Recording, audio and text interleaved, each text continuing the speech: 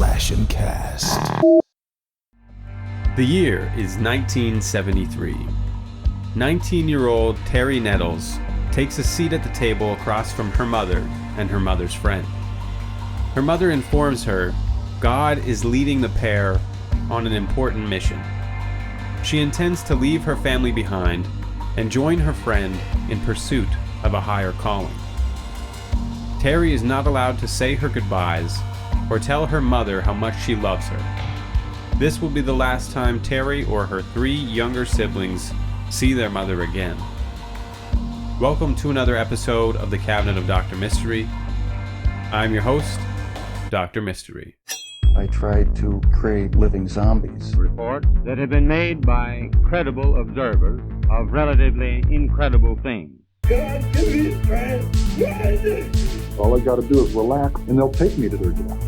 Last chance to evacuate Earth before it is recycled. This is a wicked, wicked world. We are all evil in some form or another.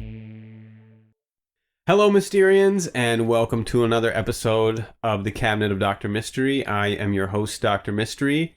And I'm Cam. I'll let you do it. You go ahead. We'll do that again. Okay. No, you go. And I'm Cam. Perfect. Okay, so, wow, it's been a long day. You know what? It's time. Yeah, sure, yeah. I've got a Blackberry Blonde from High Key Brewing. And I've got a Pilsner once again. So, this is really good, by the way. So is this. We try some? I know what a Pilsner tastes like. I know what a Pils tastes like. Last time we talked about the video, which was one of the final videos that he made, the last call out, last chance to evacuate Earth before it's recycled. And so we kind of dug into that and talked about that video. We're kind of going back in time now to the beginning. Time traveling. We agreed that it would be really interesting to look at like what the cult became. Try to see how most of us see this organization, this religious movement, this cult. Yeah. That video that we talked about last time, it's not their final video, but it is their most well known or most observed video. Yeah, and it was 6 months before, like that was recorded that 6 months before the end. Yeah. You know, it's not the final video. He did have an exit farewell video that he recorded. Everybody knows what happened to the cult. You know, we're operating under the assumption that you don't know if you're listening to this, so we're trying not to spoil everything, right? But most people know what happened at the end. The thing that we want to learn is what happened at the beginning, what happened in the middle, you know? And so we thought it would be really interesting to show what most people know of the cult. So if they don't know of the ending, most people know of that video. Yeah. You know, if not because they were alive to experience it around that time because of how famous and popular it is. And like we said, you know, one of that clip, Last Chance to Evacuate Earth, that is in the intro because I thought it was so profound and it's something that I've been interested, you know, for forever. So yeah. And yeah, last episode when we watched the video and I had a lot of questions about it. In doing the research for this week, I actually found answers to a lot of those questions. It was quite eye-opening. Yeah, and we agreed that we're gonna dive into that probably in the next episode. And you know, like in the last episode, we talked about this video. We kind of wanted to put you in perspective of, you know, this is the thing that most people know about is this video. And now we want to go back to the beginning and talk about the 2 leaders. So I think we were both in agreement. Most sticking true to form, most people think about the end of the cult. They don't think about the beginning. They don't think about the structure. They don't think about the build of the cult. They think about the end because that's what most people know about, right? Most people don't know about cults unless it happens where it's like mass suicide or you know, a standoff with the police. Most people don't know about cults unless it's they're violent or, you know, something like that, right? There's a reason for them to be known. And I think like there's 20 years right? Like 20 years or something, like there, of history with this organization. Why do we only know the end? Pretty sure it's actually closer to 25 or 30 by the time everything was all said and done. Like, I think what I'm referencing is that this one specific woman whose son was in the cult for 20 years. So, Gotcha, at least 20 years, right? Yeah. Yeah. So, thank you, though, for more accurate information, because I don't know how long it really is, because I'm very bad at math. Well, also, it's very unclear when it starts. There's a lot of haziness in a lot of the records. Especially when it comes to Bonnie. Yeah, I had a really difficult time trying to find enough information, especially information that hasn't just been repeated to death. No, for sure. And like, that's one thing that both of us were talking about a lot, is how Marshall is the face of the cult. Marshall is what everyone thinks of when they think of Heaven's Gate. But we were in agreement that, Bonnie is the driving force. Bonnie is the one that came up with all these spiritual things. Bonnie is the one that was, led him down the path of, metaphysics and connecting with like spiritual entities and that sort of thing. So we can't really find a whole lot about Bonnie, but we pulled things from different sources, and Cam actually did a lot of research about Bonnie. So I'll let him share a little bit about Bonnie, and then I'll talk about Marshall, because there's a lot to there's a lot to discuss with Marshall, because he's the most well-known individual. Even if you look at the other people that are members that are still alive, and other members in the cult, he's the most well-known for sure. Bonnie Lou Truesdale Nettles, born August 29th, 1927 in Houston, Texas. So it was her maiden name was Truesdale. Yes. Yeah. Okay. Yes. She was raised in a Baptist family. She moved away from the church and religion as an adult. Hell yeah, do it. From what I would assume is, like most people who are raised in a religious family, once you become old enough to move away from home, you stop going to church. You don't follow religion as closely because you're an adult now. You don't have to. Lie to your grandparents and tell them that the convenience store where you buy your bubblers is the church that you attend. Yeah, your parents aren't waking you up every Sunday morning. Get up and go to church. It's free time. Sundays are me days. Yeah. Self-care Sundays. As an adult, she goes to school, becomes a registered nurse. She gets married to a man named Joseph Seagull Nettles in December of 1949. They have 4 children together, but there are also accounts of her having multiple miscarriages before their oldest child was born. Only 2 of her children are ever named, as far as I could find. Her oldest, Terry, and a younger brother named Joe. Pretty much everything that I found was either regurgitated information from Wikipedia or very, like, one sentence added on an article. Yeah. So in the early 70s, she began studying the occult, astrology, theosophy, which we should take a second and talk about after this. Yeah, for sure. And she starts performing seances in which she believed she was being contacted by the spirit of a 19th century monk named Brother Francis. I can't tell if this was actually a person in history or if she just completely believed that she was being contacted by somebody. Sorry, what did you say the name was? Brother Francis. Yeah, see, that resonates with me. Yeah. Yeah, that's what my girlfriend calls me in the bedroom. Like, when you said it, I was like, Brother Francis, that sounds familiar. Yeah. Maybe I'm one of the chosen ones, but it's the opposite. Tons of freaky monk sex. If you're one of the chosen ones, does that make us the new 2? Yeah. Join us. Bonnie was very instrumental in leading Heaven's Gate. Like, she was the main reason why they thought about this connection with spirits, why they entered into the idea of, aliens and UFOs, because, like we'll talk about in later episodes, and you mentioned this before, was you'll see that Marshall in later years is, like, how do I say this? When you see Marshall in later years, he is sticking to more biblical scripture. Mm-hmm. He's not talking about UFOs specifically. He's not talking about the next level above human specifically. He is, right? He's referencing it, but the way that he's speaking and the way that he's referencing scripture more and more and relying on scripture more for his videos and everything, like, obviously he's talking about aliens, he's talking about being brought to another level above human, but he's relying on scripture more.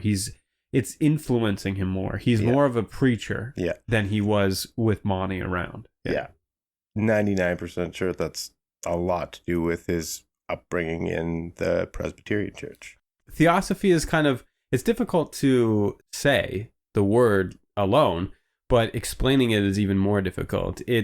Theosophy isn't one specific philosophy. It's any number of these philosophies that allow the followers to, maintain or connect or gain knowledge of God through ecstasy, direct intuition, or individual relations. The word theosophy is a combination of God and wisdom. So the general idea of theosophy is the connection with God through the gaining of wisdom. That's the best way that I can explain it. So from the perspective of Bonnie Nettles and this idea of the next level, we'll get into all the beliefs and everything, but the next level above human is this big thing that they get into. And the idea is that her theosophy, her idea of gaining knowledge and, excelling to the next human level, that is what really brought forth the Heaven's Gate call. And that's the most important thing, right? Yeah. We want to learn as much as we can about these people, but the most important thing is, how were they raised? What era were they born in? And what did they do in their lives? And like I said, in the next couple episodes, we'll dive into their beliefs and we'll really talk about the different belief system and everything that they have on their website, where they talk about what they believe and the rituals that they conduct and, different ways that they live their lives. Because as we'll see when we get into further episodes, these people lived like, I don't want to say militaristic, but like a uniform life. That's the best way I can think to describe it. They're, Cam and I are wearing different shirts. Not allowed. I'm wearing a chain. Not allowed. I'm wearing pants that show the bulge of my massive penis. Not allowed. It's closer to sex addict boot camp. Yes, it was. It really was. It really was. It was closer to a sex addict boot camp. So one of the main teachings in theosophy is the concept of the human soul going through reincarnation. And they also follow a lot of like universal cosmology. Things are predetermined by the stars. Predestination is a big part of it, though, right? Like we'll see in the next couple episodes, predestination is a huge part of this. So, like, theosophy, like it plays a big part. This idea of connecting with God and gaining that knowledge. Yeah. And not only that, but like the idea of predestination is fate. Everything that's going to happen has already been decided for you. It played a large part in both Marshall and Bonnie's starting of Heaven's Gate. Marshall, Herff, Applewhite. What do you think a Herff is?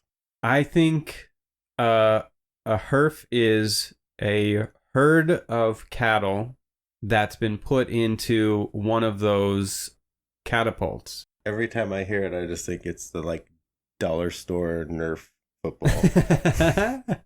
I could see that. Chuck the Herff.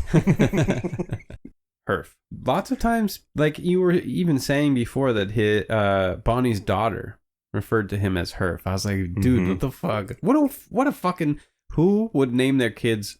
You're gonna name your son Herff. Was it his middle name or was it just a nickname? No, it was his middle name. It was his middle name. But people called him Herff yeah, forever. Yeah, bro, if your name was Herff, I'd call you Herff 24/7. Even if you said, hey, I don't like that, I'd be like, yeah, tough titties, bitch. Like, you're Herff now. You're Herff. If your name is Herff, please call in. Yeah, if your name is Herff, leave us a voicemail. Please do it. Like, actually, if you know someone named Herff, send us a fucking email. I would love to hear your story. What's your life like, Herff? We'll have an episode called Herff's Life. And it'll just be all the different Herffs from around the world calling us. I don't imagine it would take too long. No, it's just 2 people. And one of them lives here in Saskatoon. So Marshall Herff Applewhite, he was born on May 17th, 1931 in Spur, Texas. So he was the son of a stern Presbyterian minister, which could have developed his inner turmoil about his homosexuality. So we'll get into this a little bit later on, and we'll talk about issues that other cult members faced because of him not being able to accept his homosexuality. So here's the interesting connection. I was actually raised in a Presbyterian church. And I started looking into a little bit of information about the Presbyterian church. How raised? Like were you like you know everything about it, or you had to research it afterwards? There was because we live in Canada, the way that the United States Presbyterian church works and a Canadian Presbyterian church works are quite, not extremely different, but there are differences, but there are also a lot of similarities. One of the main differences is that the Canadian Presbyterian Church is the first church in Canada to do legal gay marriages. So, yeah, one thing that it never occurred to me until I heard it is that Presbyterian churches, they don't have images of Jesus anywhere in the church. Yeah. They have imagery of crosses and like symbolism of the Holy Spirit and Jesus and God, but they don't use any actual imagery. There's no pictures of a dark-haired man with blue eyes on the cross or anything like that. And yeah, I just was thinking about like my childhood and in the church, and yeah, I never ever saw any pictures of Jesus on the walls or anything like that. And the other thing is that they are very ardent believers in, once again, predestination. They believe that there is a path for you. It's chosen before you're even born, and God has a plan for you, and whatever God has chosen for you to do is what you're going to do. I remember when I was in high school, I had gay friends because people just be gay. I've always talked about this. I'm open about it. I was very, very religious, very, very strong Christian views. Whenever I would masturbate, I would fervently apologize to God. I am so sorry you had to see that. I just couldn't help it, bro. That Sears catalog was calling my name. Bonnie didn't have a lot of an actual biography, so I don't want to sit here and talk about Marshall for 8 hours, because you can. But, he's educated.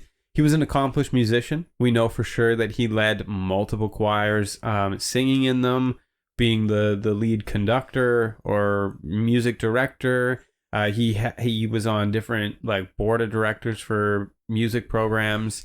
He was married with children. We know that for sure. He had several children with his wife. He was a devout Christian. He attended service regularly. Like I said, he was in the church choirs that churches that he went to regularly. He would be either in the choir or he would be directing the choir. He also spent some time in the Army Corps. I wasn't sure where. He has this life. He has this whole life built. Everything seems to be put together. He has moved around a few times, right? We don't need to dive into his life completely.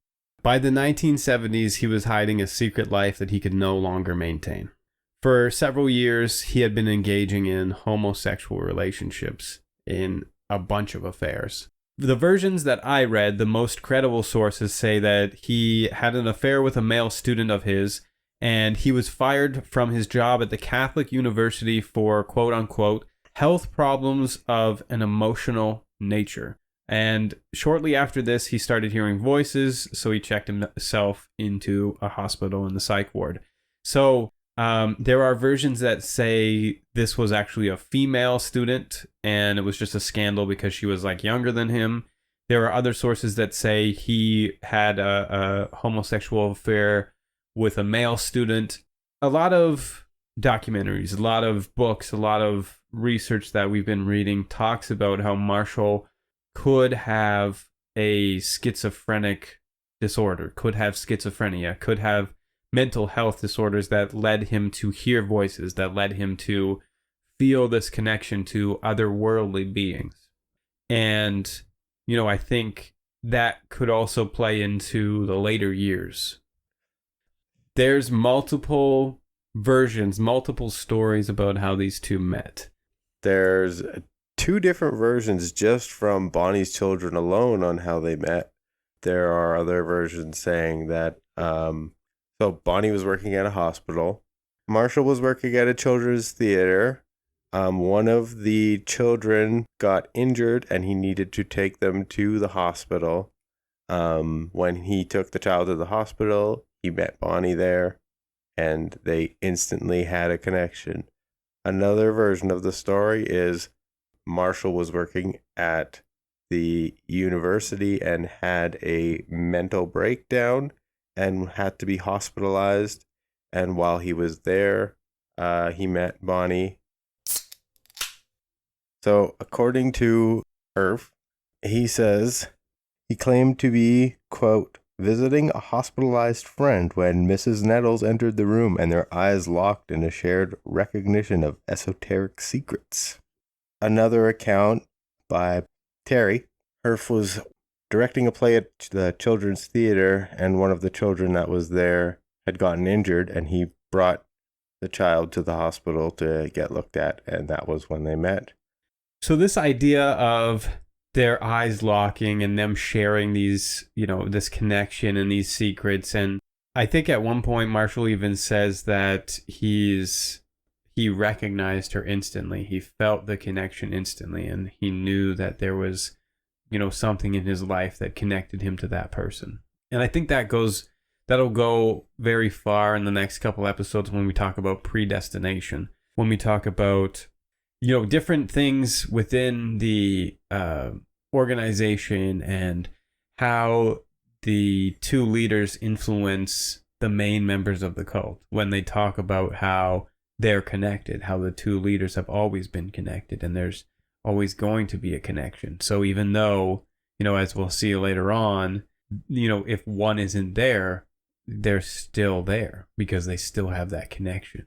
Also, I just remembered, as we were talking about predestination, fate, Bonnie was noted to frequent fortune tellers a lot, and she said that she had received fortunes from these fortune tellers telling her that she was going to meet a man, a blonde hair or light-haired, pale-skinned man who, by most accords, almost perfectly matched Marshall Applewhite's description, which was another reason why she probably felt so connected to him.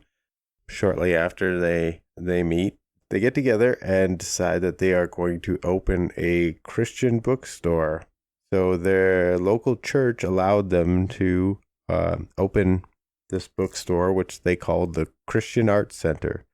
Most troubling concern was that they were performing seances. I wonder how many times Bonnie connected with Brother Francis. I'm going to tell you right now, Brother Francis was busy. So during this time, while they had the Christian Arts Center, Marshall was musical director at another church, apart from the one that had allowed them to open their bookstore. But because of these seances that they were performing, it caused him to lose his job as musical director at this other church. And then shortly after that, the church that had allowed them to open the Christian Arts Center decides, no, I think we're done with you guys. And they closed the bookstore down.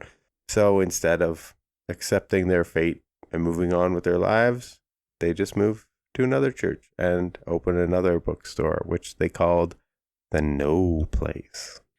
I think it's normal for people to question what they're brought up in, whether or not they go back to it, right? That's why Amish communities have Rumspringa. When I was younger, I was always forced to go to church, mind you. I was always trying to go to Sunday school, even if I went to my grandparents' church or if I spent the night at my buddy's place and my parents were like, make sure you go to fucking church because you gotta suck Jesus' dick. I'm sure they said it exactly like that. Head, shoulders, knees and cock, knees and cock. Tyler, assume the position. It's time to get on your knees. I always tried to do something in church. Go to Sunday school, play in the church band, do something in the church. Like if there was a youth thing where I could get out of the fucking sermon, I would do it. I hated listening to that guy. When you listen to a good person get up there, like a really good speaker, get up there and talk about the Bible, it's interesting, it's unique, it's fun, it's exciting, right? You're passionate about it, especially if you're already into it. But when you're listening to somebody that can't fucking do any sort of public speaking, if I couldn't get out of the shitty sermon, I would read through different verses and I would look through the different chapters of the Bible to get these like wicked names, badass verses, these general storylines, because I was a musician. I would write for the band. The idea was every single time that I went to church, I would read the Bible. I would go through and find these different verses, and I would use them for names of my bands. I would use them for names of all these different things that I would create. And they weren't necessarily Christian, but, you know, they were unique and they were interesting. So it is my understanding that you have something to read us. Yeah. So at this point in our story about Bonnie and Marshall, they have started referring to themselves as the Two, which is in reference to Revelation chapter 11, verse 3 to 13. I will send my 2 witnesses dressed in sackcloth, and they will proclaim God's message during those 1,260 days. The 2 witnesses are the 2 olive trees and the 2 lamps that stand before the Lord of the earth. If anyone tries to harm them, fire comes out of their mouths and destroys their enemies, and in this way, whoever tries to harm them will be killed. They have authority to shut up the sky so there will be no rain during the time they proclaim God's message. They have authority also over the springs of water to turn them into blood. They have authority also to strike the earth with every kind of plague as often as they wish. When they finish proclaiming their message, the beast that comes up out of the abyss will fight against them. He will defeat them and kill them, and their bodies will lie in the street of the great city where their Lord was crucified. The symbolic name of that city is Sodom, or Egypt. People from all nations, tribes, languages, and races will look at their bodies for 3.5 days and will not allow them to be buried. The people of the earth will be happy because of the death of these 2. They will celebrate and send presents to each other, because those 2 prophets brought much suffering upon the whole human race.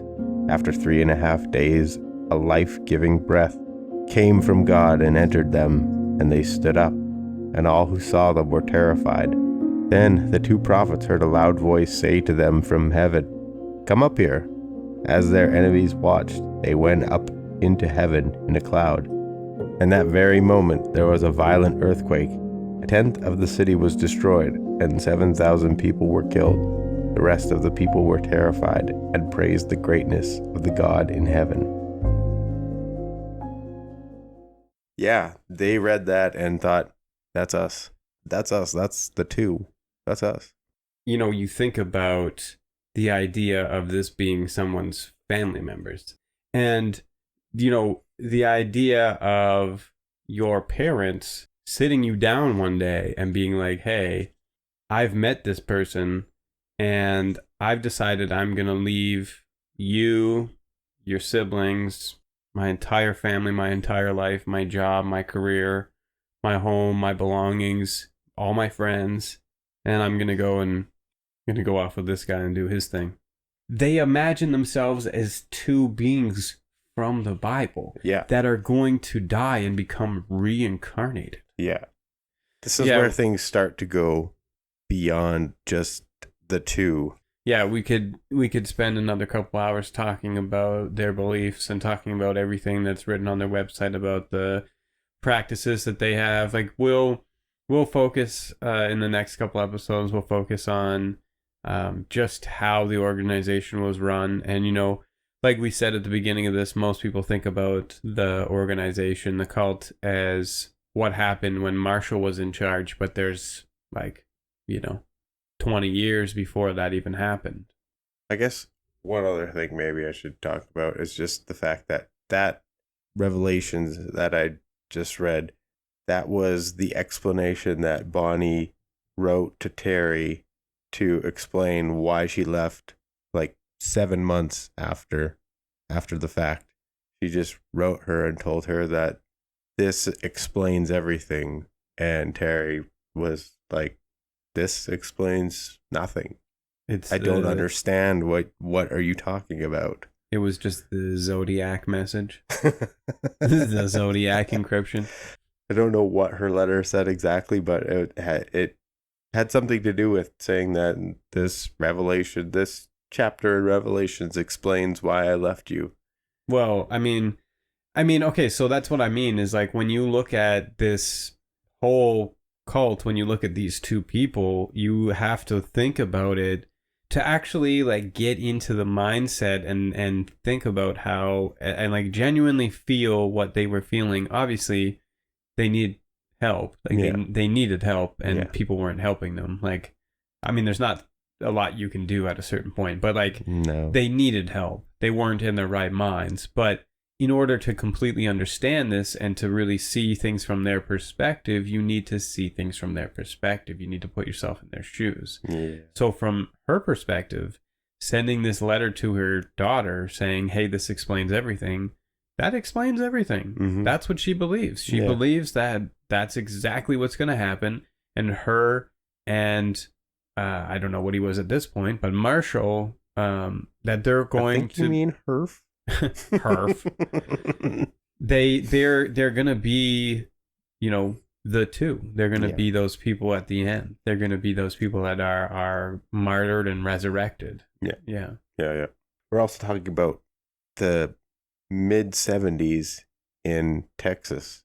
Mental health was not something that ever got brought up unless you're being institutionalized. Yeah.